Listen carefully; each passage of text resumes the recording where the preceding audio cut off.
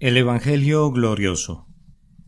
Sermón predicado el domingo 21 de marzo de 1858 por Charles Haddon Spurgeon. Fiel es esta palabra y digna de toda aceptación, que Cristo Jesús vino al mundo para salvar a los pecadores, de los cuales yo soy el primero. Primera de Timoteo, capítulo 1 y versículo 15. Supongo que el mensaje que los siervos de Dios anuncian a la gente siempre debe de llamarse la carga del Señor.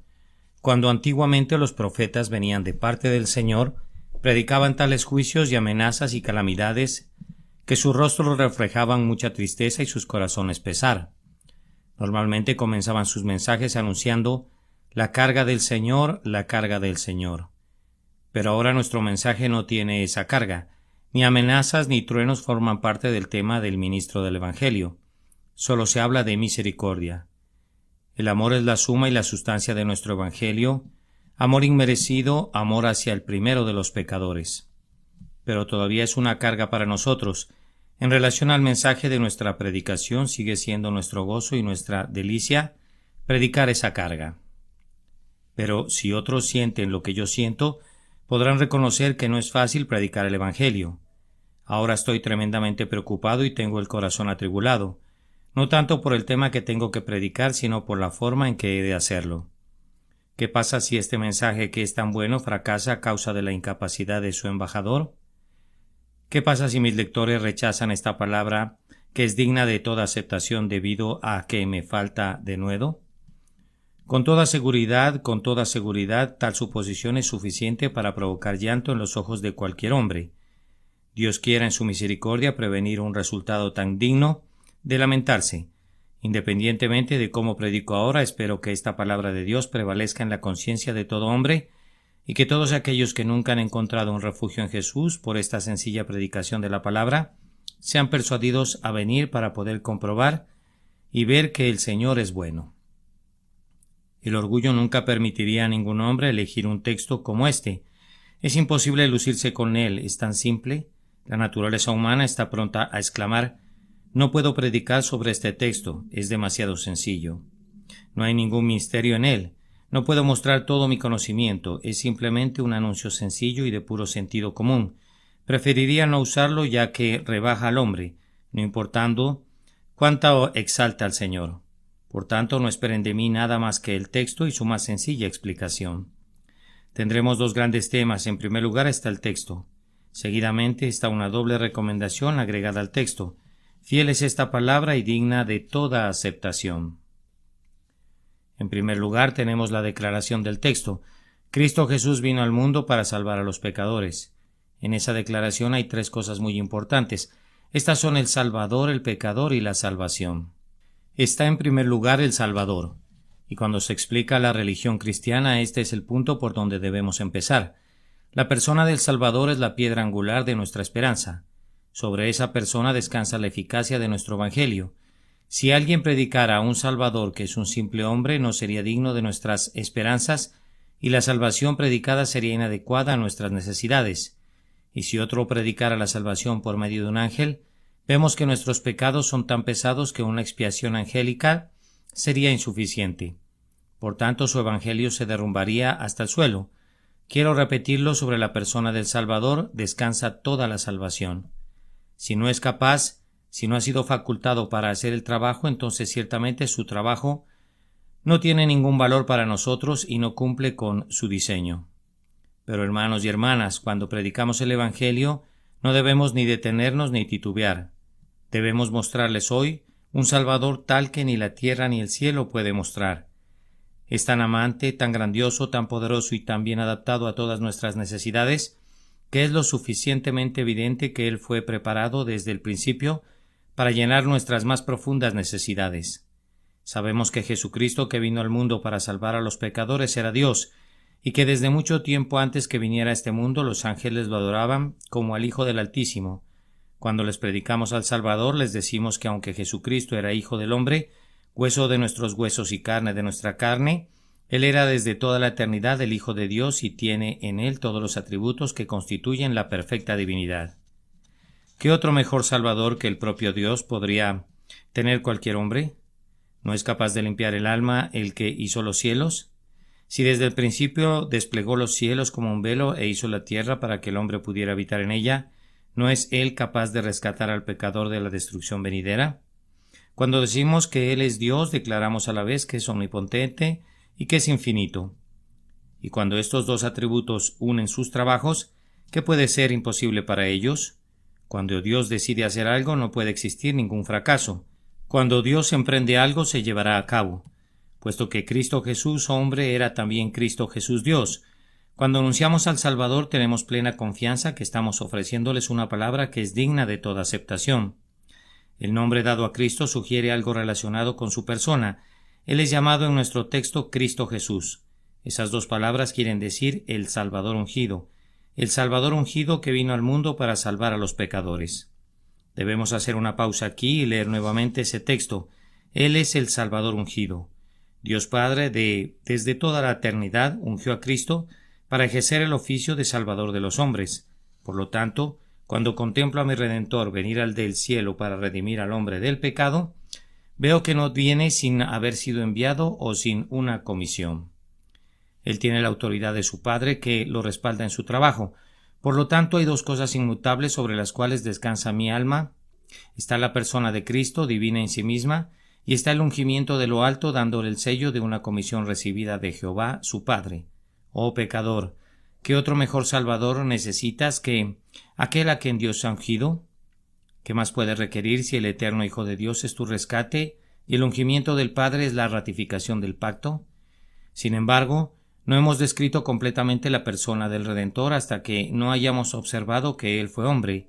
Leemos que Él vino al mundo y con esto no nos referimos a sus venidas usuales, puesto que a menudo vino al mundo antes. Leemos en las Escrituras: descenderé, pues para ver si han consumado su maldad, según el clamor que ha llegado hasta mí, y si no, lo sabré. De hecho, Él está siempre aquí. Los pasos de Dios han de verse en el santuario, son muy visibles tanto en su providencia como en la naturaleza. ¿Acaso no visita Dios la tierra cuando monta en la tempestad y viaja sobre las alas del viento? Pero esta venida fue diferente a todas las otras. Cristo vino al mundo en el sentido de la más perfecta y completa unión con la naturaleza humana. Oh pecador, cuando predicamos a un divino Salvador, tal vez el nombre de Dios es tan terrible para ti que difícilmente piensas que el Salvador se adapta a ti. Pero escucha de nuevo la vieja historia. Aunque Cristo era el Hijo de Dios, Él abandonó su altísimo trono en la gloria y se inclinó hacia el pesebre. Allí está como un niño recién nacido. Míralo crecer desde su niñez a la edad adulta y cómo va al mundo a predicar y sufrir. Míralo gemir bajo el yugo de la opresión. Es humillado y despreciado. Su rostro está más desfigurado que el de cualquier otro hombre y su figura más que la de los hijos de los hombres. Míralo en el huerto como suda gotas de sangre. Míralo en la casa de Poncio Pilato donde es azotado y sus hombros abiertos sangran por los azotes. Míralo en la cruz sangrienta. Míralo muriendo en una agonía demasiado terrible para poder imaginarla, mucho menos describirla. Míralo en el sepulcro silente. Míralo finalmente rompiendo las ataduras de la muerte, levantarse al tercer día para después subir a los cielos, llevando cautiva la cautividad. Pecador, ahora tienes al Salvador ante ti claramente manifestado. Él fue llamado Jesús de Nazaret, que murió en la cruz, que tenía sobre su cruz un letrero que tenía escrito: Jesús de Nazaret, Rey de los Judíos. Este hombre era el Hijo de Dios, el brillo de la gloria de su Padre, la imagen expresa de su Padre, engendrado por su Padre antes de todos los mundos, engendrado no creado, siendo de la misma sustancia que el Padre, existiendo en forma de Dios. Él no consideró el ser igual a Dios como algo a que aferrarse, sino que se despojó a sí mismo, tomando forma de siervo, haciéndose semejante a los hombres, y hallándose en condición de hombre, se humilló a sí mismo, haciéndose obediente hasta la muerte y muerte de cruz. Oh, que lo pudiera traer aquí ante ustedes, que lo pudiera traer aquí para mostrarles sus manos y su costado. Si pudieran poner sus dedos en los hoyos de los clavos, como Tomás, y meter la mano en su costado, creo que no serían incrédulos, sino creyentes. Esto sé con seguridad, que si hay algo que pueda hacer creer a los hombres bajo la mano del Santísimo Espíritu de Dios, es el cuadro verdadero de la persona de Cristo. Ver es creer en su caso, una verdadera visión de Cristo, una mirada de forma correcta hacia Él. Trae la fe con toda seguridad al alma. Oh, no dudo que si conocieran a nuestro Señor, algunos de ustedes que ahora dudan y temen y tiemblan dirían: oh, yo puedo confiar en él. Una persona tan divina y sin embargo tan humana, ordenada y ungida por Dios, debe ser digna de mi fe. Yo puedo confiar en él. No más aún, si tuviera 100 almas, podría confiar en él con todas ellas. Oh, si yo tuviera responsabilidad por todos los pecados de la humanidad, y yo fuera el depósito y el vertedero de toda la infamia del mundo, aún así podría confiar en él, pues un Salvador así es capaz de salvar completamente a los que vienen a Dios por medio de él. Esta, pues, es la persona del Salvador. El segundo punto es el pecador. Si nunca hubiéramos escuchado este texto de la Biblia o alguno parecido, supongo que un silencio sepulcral reinaría sobre este lugar, cuando por primera vez yo comenzara a leerlo ante ustedes. Fiel es esta palabra y digna de toda aceptación, que Cristo Jesús vino al mundo para salvar a...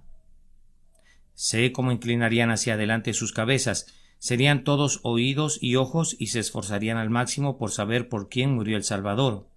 Cada corazón preguntaría ¿a quién vino a salvar? Y si nunca hubiéramos escuchado el mensaje, ¿cómo palpitaría nuestro corazón lleno de temor ante la inseguridad de no poder cumplir de ninguna manera con el perfil del carácter descrito? Oh, qué agradable es escuchar de nuevo la palabra que describe el carácter de aquellos a los que Cristo vino a salvar. Él vino al mundo para salvar a los pecadores. Reyes, no hay ninguna distinción especial para ustedes.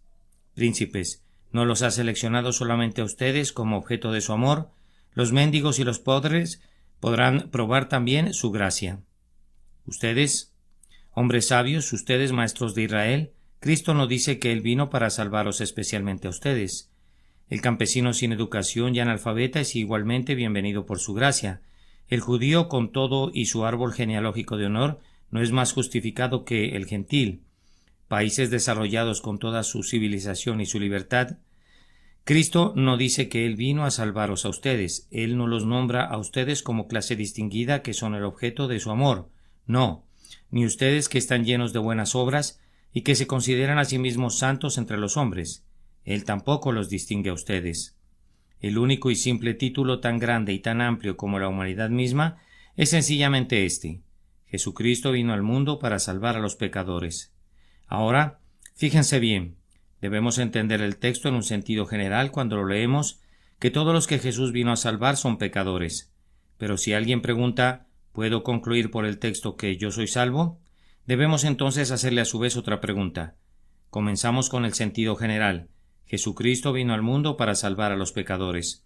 Los hombres que Cristo vino a salvar eran por naturaleza pecadores, nada menos ni nada más que pecadores. A menudo he dicho que Cristo vino al mundo para salvar a pecadores conscientes de su pecado. Eso es muy cierto, Él vino para eso. Pero esos pecadores no tenían conciencia de su pecado. Cuando Él vino para salvarlos, ellos no eran otra cosa sino pecadores muertos en sus delitos y pecados. Cuando Él vino a ellos. Es una noción común que debemos de predicar que Cristo murió para salvar a los que son llamados pecadores sensibles. Eso es muy cierto, pero ellos no eran pecadores sensibles cuando Cristo murió para salvarlos. Él los hace pecadores sensibles o que sienten convicción de pecado como un efecto de su muerte. Aquellos por quienes murió son descritos sin ningún adjetivo que disminuya el alcance de la palabra como pecadores, como simplemente pecadores, sin ningún distintivo de mérito o marca de bondad que los pueda distinguir de sus compañeros, pecadores. Ahora, el término incluye una muestra de cada tipo de pecadores. Los pecados de algunos hombres son poco visibles, tienen educación religiosa y poseen también educación moral. Por tanto, no se lanzan a las profundidades del pecado. Se contentan con marchar a lo largo de las costas del vicio y se guardan de aventurarse tierra adentro. Ahora bien, Cristo ha muerto y por estos también, ya que muchos de ellos han sido llevados a conocerlo y amarlo a Él. Que nadie piense que debido a que sus pecados son menores, hay menos esperanza para Él. Qué extraño es que algunos piensen así. Si hubiera sido un blasfemo, dice alguien, o hubiera perjudicado a muchos, hubiera tenido más esperanza. Aunque sé que he pecado grandemente ante mis propios ojos, ante los ojos del mundo me he equivocado poco y por tanto no me siento plenamente incluido.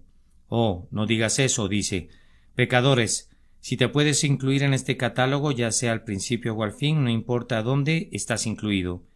Y la verdad es que aquellos que Jesús vino a salvar eran originalmente pecadores, y puesto que tú también eres uno, no tienes ninguna razón para pensar que estás excluido. También digo, Cristo murió para salvar a los pecadores cargados con los peores pecados. Sería una vergüenza mencionar las cosas que ellos practican en privado. Han existido hombres que han inventado vicios que ni el demonio mismo conocía hasta que ellos lo inventaron. Ha habido hombres de naturaleza tan bestial que los mismos perros eran criaturas más honorables que ellos. Hemos sabido de seres cuyos crímenes han sido más diabólicos y más detestables que cualquier acción atribuida aún al demonio mismo. Pero mi texto ni siquiera excluye a estos. ¿Acaso no hemos conocido algunos blasfemos que son tan profanos que no pueden pronunciar palabras sin agregar un juramento? Blasfemar, que inicialmente era algo terrible para ellos, se ha convertido ahora en algo tan común que quisieran maldecir antes de decir sus oraciones y jurar antes de cantar alabanzas a Dios. Se ha convertido en parte de su comida y bebida, una cosa tan natural para ellos que a pesar de lo terriblemente pecaminoso de eso, no se escandalizan. Lo hacen tan a menudo. En cuanto a las leyes de Dios, se gozan en conocerlas simplemente para transgredirlas. Háblales de un nuevo vicio y se sentirán halagados. Se han vuelto como aquel emperador romano rodeado de parásitos aduladores que no conocían mejor forma de agradarlo que inventando algún nuevo crimen, hombres que se han sumergido de cuerpo entero en el lúgubre golfo infernal del pecado. Hombres que, no contentos con ensuciar sus pies caminando en medio del fango, abren la tapa de la trampa que usamos para encerrar a la depravación y se lanzan hasta el lugar donde se reproduce gozándose en la suciedad de la iniquidad humana. Pero no hay nada en mi texto que pueda excluir aún a estos. Muchos de estos aún serán lavados por la sangre del Salvador y hechos partícipes del amor del Salvador. Este texto tampoco hace ninguna distinción en relación a la edad de los pecadores. Pienso que muchos de mis lectores tienen un color de cabello totalmente opuesto al color de su carácter. Por fuera tienen el cabello blanco, pero por dentro están totalmente negros. Han ido acumulando una capa tras otra de crímenes, y si ahora escarbáramos a través de los múltiples depósitos de numerosos años, descubriríamos reliquias pétreas de pecados cometidos en la juventud, sumergidas en medio de las profundidades de sus corazones de piedra. Lo que antes era tierno, ahora es seco y duro. Se han adentrado mucho en el pecado. Si se convirtieran ahora, ¿no sería ciertamente una maravilla de la gracia? Cuán difícil es doblegar a un viejo roble. Ahora que ha crecido y se ha endurecido y está rugoso, ¿puede ser cambiada su inclinación? ¿Puede el gran labrador darle forma?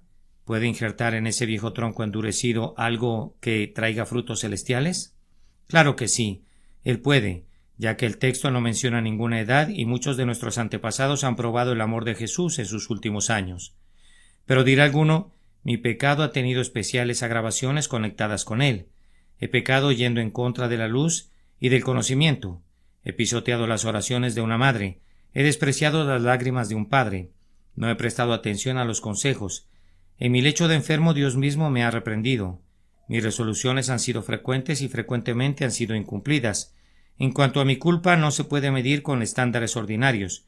Mis crímenes pequeños son mayores que las más profundas iniquidades de otros hombres, pues yo he pecado en contra de la luz, en contra de los remordimientos de conciencia y en contra de todo lo que me enseñaba un camino mejor.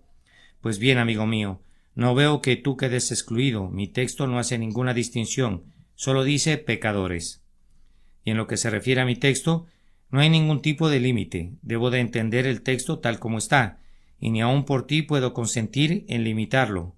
Dice, Cristo Jesús vino al mundo para salvar a los pecadores. Ha habido algunos hombres salvos que han sido como tú. ¿Por qué pues no podrías ser salvo tú? Dentro de los salvos ha habido tremendos malvados, los más viles rateros y las más corrompidas prostitutas. Entonces, ¿por qué no tú, aun si eres tan corrompido como esos? Ancianos pecadores de 100 años de edad han recibido la salvación. ¿Hay casos registrados al respecto? Entonces, ¿por qué tú no? Si uno de los ejemplos de Dios podemos inferir una regla, y más aún si tenemos su propia palabra que nos respalda. ¿Dónde está el hombre que sea tan arrogante para excluirse él mismo y para cerrar la puerta de la misericordia en su propia cara? No, amados hermanos, el texto dice pecadores, y porque ese texto no nos podría incluir a ti y a mí en su alcance. Jesucristo vino al mundo para salvar a los pecadores. Pero, como dije antes, y debo de regresar al tema, si alguien quiere hacer una aplicación particular del texto a su propio caso, es necesario que lo lea de otra manera. No todo hombre puede concluir que Cristo vino para salvarlo a él. Aquellos a los que Cristo vino a salvar eran pecadores, pero Cristo no salvará a todos los pecadores. Hay algunos pecadores que indudablemente se perderán porque rechazan a Cristo, lo desprecian, no se arrepienten, eligen su propia justicia, no se vuelven a Cristo, no aceptan ni sus caminos ni su amor. Para tales pecadores no hay promesa de misericordia, ya que no existe ningún otro camino de salvación. Cuando desprecias a Cristo, desprecias tu propia misericordia. Si te alejas de Él, habrás demostrado que su sangre no es eficaz para ti. Desprécialo, y cuando lo desprecies, entonces muérete sin entregar tu alma en sus manos, y habrás dado muestras terribles que, aunque la sangre de Cristo es todopoderosa, nunca te fue aplicada a ti, nunca fue rociada en tu corazón para quitar tus pecados. Si quiero saber si Cristo murió por mí de tal manera que ahora puedo creer en Él y sentir mi salvación, debo responder a esta pregunta: ¿siento hoy que soy un pecador? No lo digo simplemente por quedar bien, sino que lo siento realmente. En lo más profundo de mi alma, ¿es esa una verdad de Dios grabada con fuego en letras mayúsculas? ¿Yo soy un pecador? Entonces, si es así, Cristo murió por mí. Estoy incluido en su propósito especial. El pacto de la gracia incluye mi nombre en el viejo libro de la elección eterna. Allí está incluida mi persona. Sin duda alguna seré salvo. Si sintiéndome ahora un pecador me arrojo sobre esa sencilla verdad de Dios y creo y confío en ella como mi ancla en los tiempos de tormenta. Díganme, hermanos y hermanas, ¿no están preparados a confiar en Él? ¿Acaso no hay entre ustedes algunos capaces de decir que se reconocen pecadores? Oh, te suplico, quien quiera que seas, cree en esta gran verdad de Dios que es digna de toda aceptación. Cristo Jesús vino para salvarte. Conozco tus dudas, conozco tus temores, puesto que yo mismo los he tenido, y el único camino por el cual puedo mantener vivas mis esperanzas es simplemente este: cada día soy traído a la cruz. Creo que hasta mi lecho de muerte no tendré otra esperanza sino esta. Nada en mis manos llevo, simplemente a tu cruz me apego. Y la única razón por la que creo en este momento que Jesucristo es mi Redentor es simplemente esta: yo sé que soy un pecador, lo siento y me duele, y a pesar que lo lamento mucho, cuando Satanás me dice que no puedo ser del Señor, saco de mi misma lamentación la conclusión confortable que he puesto que Él me ha hecho sentir que estoy perdido. No lo habría hecho a menos que tenga la intención de salvarme, y puesto que me ha permitido ver que pertenezco a esa grandiosa clase de personas que Él vino a salvar, deduzco de ello, más allá de toda duda, que Él me salvará. Oh, ¿pueden hacer ustedes lo mismo? Ustedes, almas que están golpeadas por el pecado, cansadas, tristes y desilusionadas, para quienes el mundo se ha convertido en una cosa vana. Ustedes, espíritus cansados que han tenido su ronda de placer y ahora están exhaustos con aburrimiento o incluso con enfermedad y desean verse librados.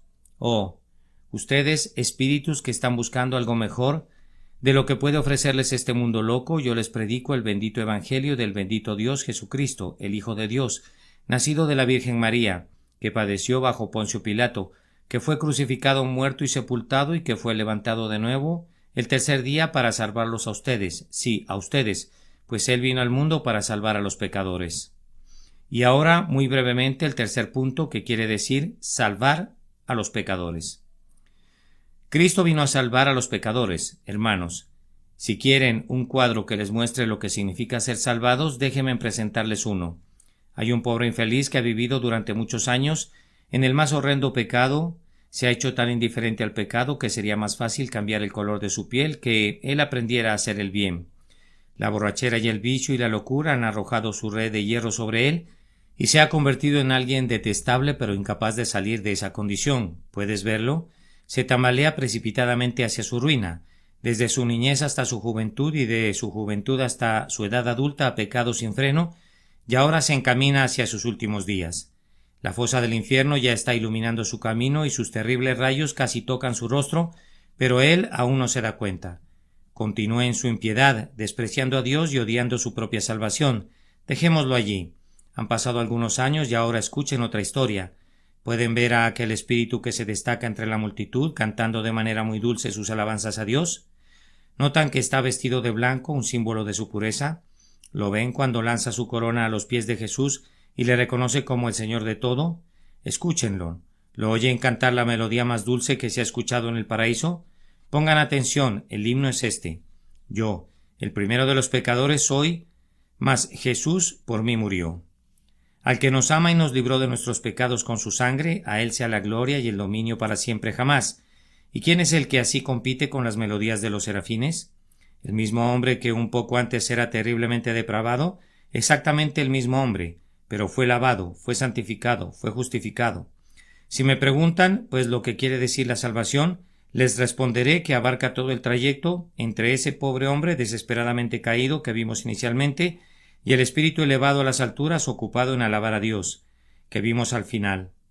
Eso es lo que significa ser salvo, que nuestros viejos pensamientos sean convertidos en nuevos, que nuestros viejos hábitos y costumbres sean cambiados en nuevos, que nuestros viejos pecados sean perdonados y recibamos una justicia que no es nuestra, tener paz en nuestra conciencia, paz con el hombre y paz con Dios, tener el vestido sin mancha de una justicia que no es nuestra sobre nuestro cuerpo y ser sanados y lavados. Ser salvos es ser rescatados del golfo de la perdición, es ser levantado al trono del cielo, ser librado de la ira y de la maldición y de los truenos de un Dios airado, y ser llevados a sentir y probar el amor, la aprobación y el aplauso de Jehová, nuestro Padre y nuestro amigo. Y Cristo da a los pecadores todo esto. Cuando predico este sencillo evangelio, no tengo nada que ver con aquellos que no se consideren pecadores, no tengo nada que ver con aquellos que deben ser canonizados, ni con los que reclaman una santa perfección obtenida por medio de ellos mismos. Mi evangelio es para los pecadores y solo para los pecadores, y la totalidad de esta salvación tan amplia y brillante, e indeciblemente preciosa y eterna, segura, está dirigida hoy a los marginados, a los desechados, en una palabra, está dirigida a los pecadores. Creo haber declarado la verdad del texto. Ciertamente nadie puede malentenderme a menos que lo haga intencionalmente. Cristo Jesús vino para salvar a los pecadores. Y ahora, aunque mi tarea llega a su fin, me queda por delante la parte más difícil, la doble recomendación del texto. Primero, fiel es esta palabra. Esa es una recomendación para el que duda. En segundo lugar, y digna de toda aceptación, esa es una recomendación para el indiferente y para el ansioso también.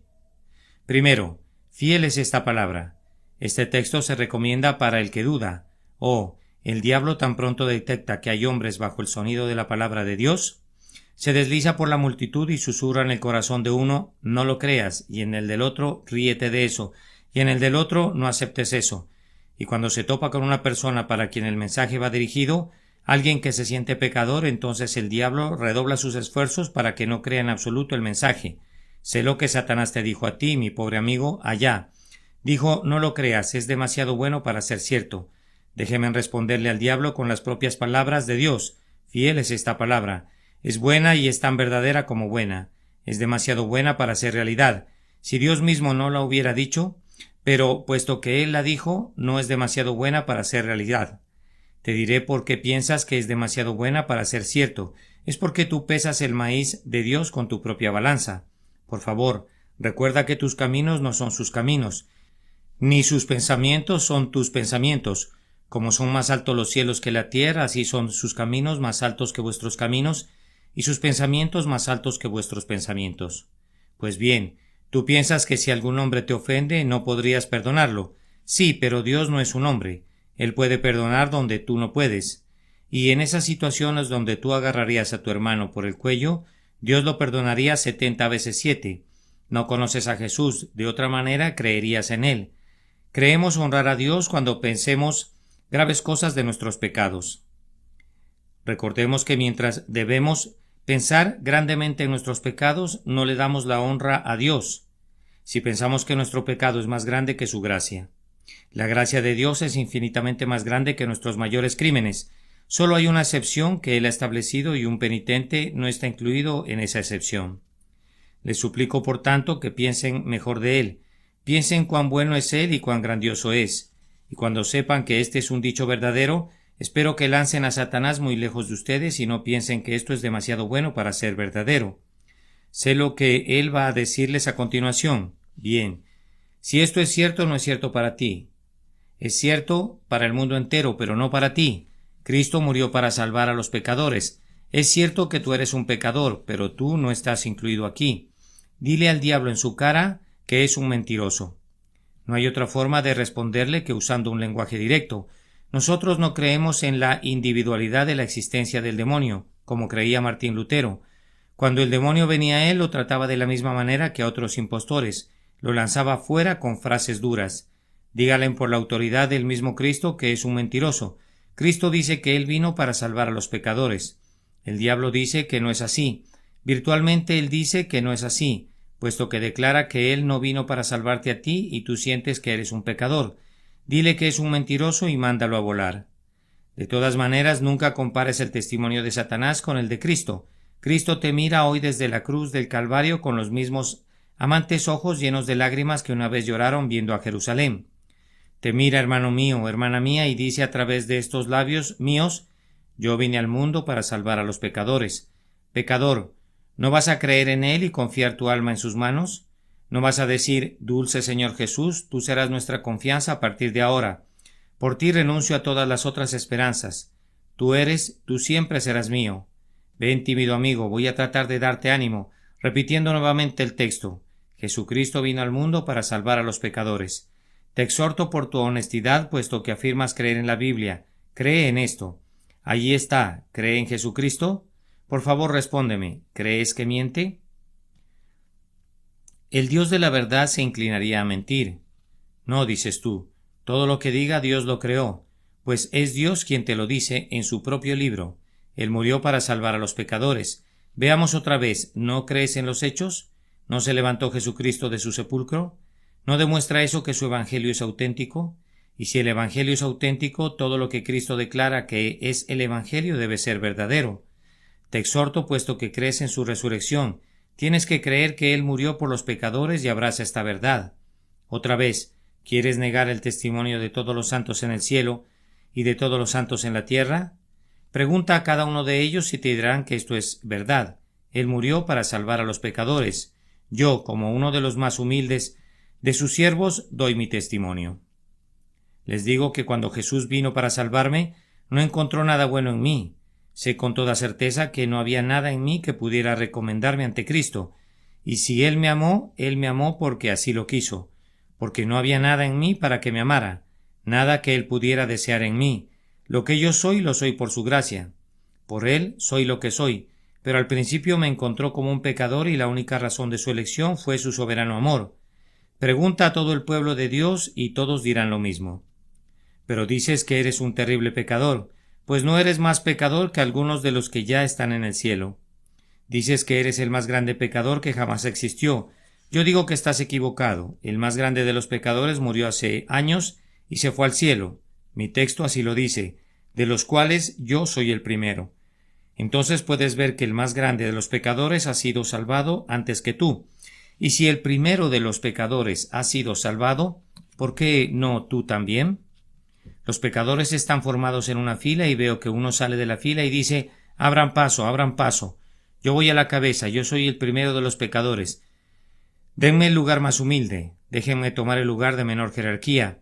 No grita otro: tú no, yo soy un mayor pecador que tú. Entonces viene el apóstol Pablo y dice: reto a ustedes, Manasés y Magdalena, yo lo reto a ustedes, yo tendré el lugar más humilde. Yo fui un blasfemo, un perseguidor y alguien que hizo mucho daño. Pero he obtenido misericordia para que Cristo Jesús mostrase en mí, el primero, toda su clemencia. Entonces, si Cristo ha salvado al peor de los pecadores que ha existido, oh pecador, no importa cuán pecador seas, no puedes ser más pecador que el primero, y Él tiene la capacidad de salvarte. Oh, te suplico por los miles y miles de testigos alrededor del trono, y por los miles de testigos en la tierra, por Jesucristo, el testigo en el Calvario, por la sangre derramada que testifica aún ahora por Dios mismo, y por su palabra que es fiel, te imploro, cree en esta palabra fiel, que Jesucristo vino al mundo para salvar a los pecadores. Y ahora vamos a concluir. En segundo lugar, este texto se recomienda para los indiferentes y para los preocupados también. Este texto es digno de toda la aceptación por parte del indiferente. Oh hombre, tú lo desprecias. Vi cómo torcías los labios en son de burla. La historia fue dicha de manera deficiente y tú te burlaste de ella. Dijiste en tu corazón: ¿y a mí qué? Si esto es lo que predica este hombre, no me interesa escucharlo. Si este es el Evangelio, no es nada. Ah, amigo mío, es algo aunque no lo sabes. Es digno de tu aceptación. El tema que he predicado, sin importar la pobreza de mi predicación, es sumamente digno de atención. No me importa lo que el mejor orador pueda decirte. Nunca tendrá un tema mejor que el mío. Si el propio Demóstenes o Cicerón estuvieran aquí, no podrían nunca tener un mejor tema. Aunque un niño te presentara este tema, sería digno de tu atención, pues es sumamente importante. Amigo, no es tu casa la que está en peligro, no es únicamente tu cuerpo, es tu alma. Te suplico por la eternidad, por sus tremendos terrores, por los horrores del infierno, por esa terrible palabra eternidad, eternidad. Te suplico como hombre, como tu hermano, como alguien que te ama y que desea librarte del horno, te suplico que no desprecies tus propias misericordias, porque esto es digno de ti, amigo, digno de toda tu atención, y digno de tu aceptación sin límites. ¿Eres sabio? Esto es más digno de que tu sabiduría. ¿Eres rico? Esto es más digno que toda tu riqueza. ¿Eres famoso? Esto es más digno que todo tu honor. ¿Eres de noble linaje? Esto es más digno que todo tu árbol genealógico, que toda tu apreciable herencia. Lo que predico es el tema más digno bajo el cielo, porque durará cuando todas las demás cosas desaparezcan. Estará a tu lado cuando tengas que estar solo. A la hora de la muerte abogará en tu favor cuando tengas que responder al llamado de la justicia en el tribunal de Dios, y será tu eterna consolación a través de las edades sin fin. Es digno de tu aceptación. ¿Te sientes preocupado? ¿Está triste tu corazón? ¿Dices, deseo ser salvo? ¿Puedo confiar en este Evangelio? ¿Es lo suficientemente fuerte para cargarme? Yo soy un gigantesco pecador. ¿No se derrumbarán sus pilares cual hojas bajo el peso de mi pecado? Soy el primero de los pecadores. ¿Serán sus portales lo suficientemente amplios para recibirme? Mi espíritu está enfermo por el pecado. ¿Puede esta medicina curarme? Si el Evangelio es digno de ti, es igual a tu enfermedad, es igual a tus necesidades, es completamente suficiente para tus demandas. Si tuviera un medio evangelio que predicar o un evangelio defectuoso, no lo predicaría con ardor. Pero tengo uno que es digno de toda aceptación. Pero, Señor, he sido un ladrón, he frecuentado prostitutas, he sido un borracho. Es digno de ti, pues Él vino para salvar a los pecadores y tú eres uno. Pero, Señor, he sido un blasfemo. No te excluye ni siquiera a ti. Es digno de tu aceptación. Pero observa bien, es digno de toda la aceptación que tú puedas darle. No solamente puedes aceptarlo con la mente, tienes que aceptarlo en tu corazón. Puedes abrazarlo con toda tu alma y llamarlo todo en todo. Puedes alimentarte de él y vivir de él, y si vives para él y sufres por él y mueres por él, es digno de todo. Ahora debo terminar, pero mi espíritu siente que quiere quedarse aquí. Es muy extraño que muchos hombres no se preocupen por sus almas, cuando este servidor hoy está muy preocupado por ustedes. ¿Qué me importa a mí que los hombres se pierdan o se salven? ¿Me servirá de algo la salvación de ustedes? Definitivamente no tengo ninguna ganancia en eso. Y sin embargo siento más por ustedes, por muchos de ustedes de lo que ustedes sienten por ustedes mismos. Oh, qué extraño endurecimiento del corazón, revelado en el hecho que un hombre no se preocupe de su propia salvación, que sin mediar ningún pensamiento rechace la más preciosa verdad de Dios. Detente, pecador, detente antes que te alejes de tu propia misericordia. Detente una vez más, tal vez este sea tu último aviso, o peor aún, tal vez sea el último aviso que vas a tener. Lo sientes ahora. Oh, te suplico que no apagues el espíritu. Cuando termines de leer este sermón, no regreses a tus vanas preocupaciones. No olvides qué tipo de hombre eres. Busca un lugar tranquilo, entra en tu aposento, cierra la puerta, arrójate al suelo junto a tu cama, confiesa tu pecado, clama a Jesús. Diles que eres un hombre degradado y en la ruina sin su gracia soberana. Dile que has leído hoy que Él vino para salvar a los pecadores y que el pensamiento de un amor como ese te ha llevado a deponer las armas de tu rebelión. Dile que deseas de todo corazón ser suyo. Allí, con tu rostro contra el suelo, suplícale y dile: Señor, sálvame que perezco. El Señor los bendiga a todos por nuestro Señor Jesucristo. Amén. El Evangelio glorioso. Sermón predicado el domingo 21 de marzo de 1858 por el reverendo Charles Haddon Spurgeon. Fiel es esta palabra y digna de toda aceptación, que Cristo Jesús vino al mundo para salvar a los pecadores, de los cuales yo soy el primero. Primera de Timoteo, capítulo 1 y versículo 15.